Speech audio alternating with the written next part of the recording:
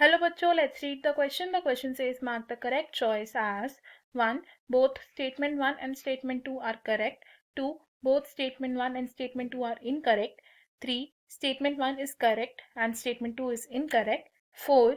Statement 1 is incorrect and statement 2 is correct. Statement 1 says ABO blood group system is an example of pleiotropy. Statement 2, when genes IA and IB are present together in blood group, then they show codominance.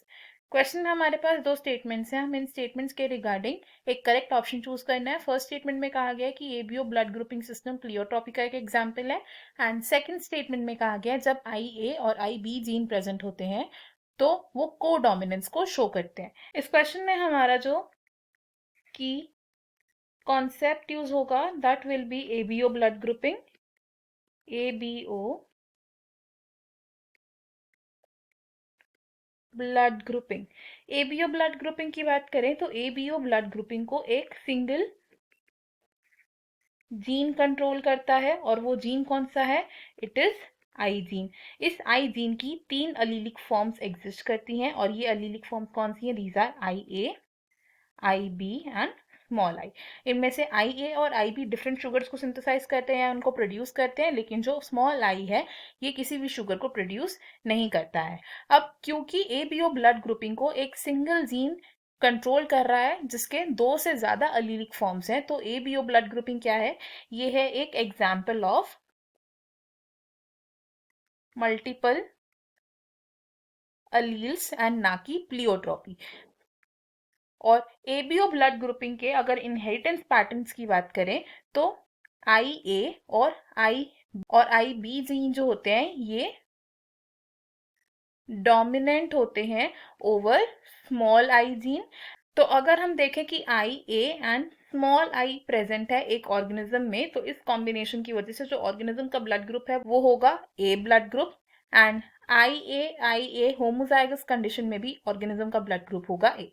Similarly अगर आई B combination की बात करें तो I B and small I combination हमें B blood group देगा, and homozygous condition में I B भी हमें बी ब्लड ग्रुप देगा.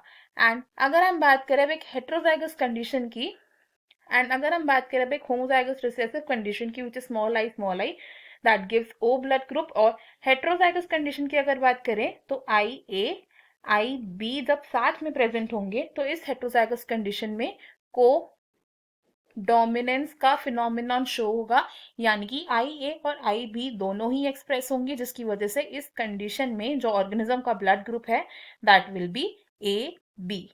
तो अगर हम अपने स्टेटमेंट देखें, इनमें से जो फर्स्ट स्टेटमेंट है ये एक इनकरेक्ट स्टेटमेंट है, बिकॉज प्लियोट्रॉफी एक ऐसा फिनोमिनन होता है जिसमें एक सिंगल ट्रेट को एक से ज्यादा जीन्स कंट्रोल करते हैं, जिसका एक एग्जाम्पल हो सकता है फिनाइल कीटोन्यूरिया डिसऑर्डर.